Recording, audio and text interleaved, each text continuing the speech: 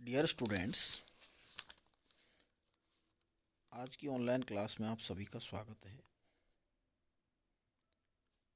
आज हम पढ़ेंगे BSc part third year botany के सेकंड पेपर की यूनिट थर्ड के टॉपिक इकैट्स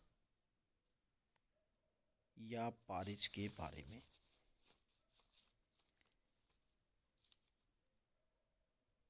इस लेक्चर से पहले हमने जीन इकोलॉजी के पार्ट इकोटाइप्स या पारी प्रारूप के बारे में पढ़ा था। उसी व्याख्यान की श्रृंखला में ये टॉपिक पारिज या इकैट्स हम यहाँ लेकर आए हैं। तो हम देखते हैं इकैट्स क्या है। इकैट्स विशेष रूप से आवासीय प्रारूप भी कहा जा सकता है, क्योंकि ये वातावरण के कारण प्रेरित विविधताओं वाले पादप होते हैं। टूरेशन 92 ने पारिज को सरल रूप से परिभाषित किया है, अर्थात एक ही सजीव विशेषकर पादप जाति के ऐसे समूह जो भिन्न भिन्न वातावरणीय अवस्थाओं में उगने के कारण सूक्ष्म या गौण विविधताएं माइक्रो वेरिएशंस दिखाते हैं, पारिज या इकैट्स कहलाते हैं। दूसरे शब्दों में, एक जाति के सदस्य जो वातावरणीय अवस्थाओं के कारण आकार की भिन्नता प्रदर्शित करते हैं, पारिज या इकैट्स कहलाते हैं। सामान्य विशेषताएं। इस परिभाषा से स्पष्ट होता है कि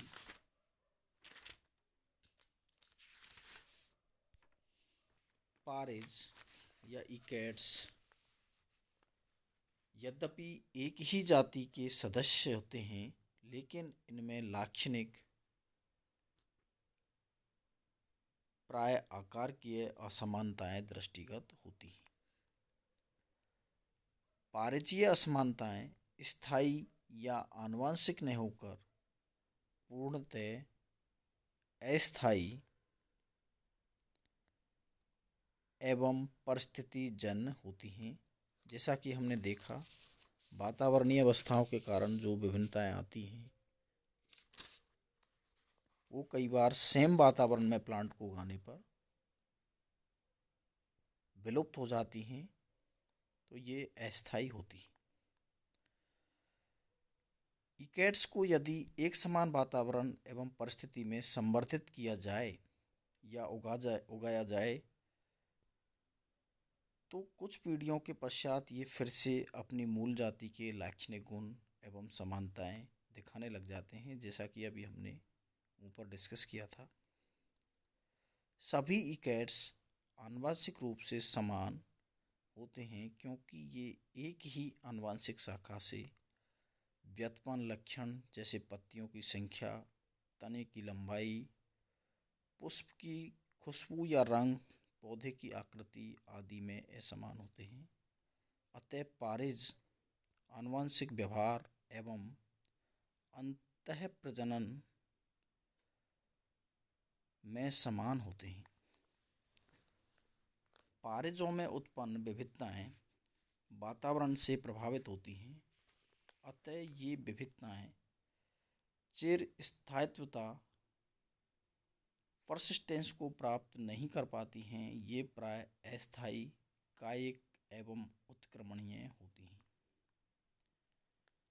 जब किसी एक प्रकार के इकैट्स या पारिज को अलग अलग वातावरण में उगाया जाए तो इसके पादप काय में नए वातावरण के अनुसार कायिक एवं आकार के लक्षणों का विकास होता है। इसके विपरीत अनेक पारिजों को भिन्न भिन्न वातावरणों में उगाते हैं एवं इनकी आकार की संरचना में कई विविधताएं पाई जाती हैं,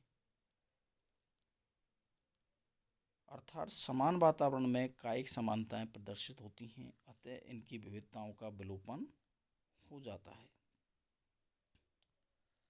पारिज या विविध हैं, इस सीमा तक अलग हो सकते हैं कि कभी कभी उन्हें एक पृथक जाति के रूप में जाना जाता है। जैसे कि पादप जाति ए है, अलग भौगोलिक अवस्था, परिवर्तनशील वातावरण में उगाएंगे तो इकेट्स का निर्माण होगा। अस्थिर अवस्था है तो इकोटाइप्स, उसके बाद पृथक्करण और अंतःप्रजनन के द्वारा नई पादप जाति बी का उद्भव हो सकता है। ट्यूरेशन ने प्रारंभिक अध्ययन के बाद विभिन्न पादप जातियों में अनेक प्रकार के इकेट्स पारिजों के बारे में रोचक जानकारी प्राप्त हुई। एक पादप जाति यूफोर्बिया हिटा में 2 प्रकार के पारिजों का अध्ययन किया।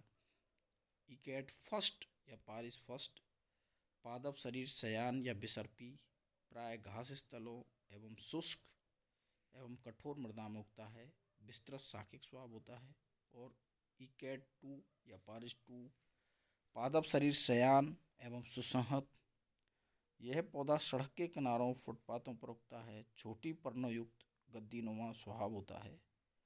जब इन इकेट्स को या प्रारूपों को पारिजों को समान आवासीय अवस्था में उगाया जाता है तो इनकी भिन्नताएं विलुप्त हो जाती हैं। तो इस प्रकार ये इकेट्स या पारिज जो है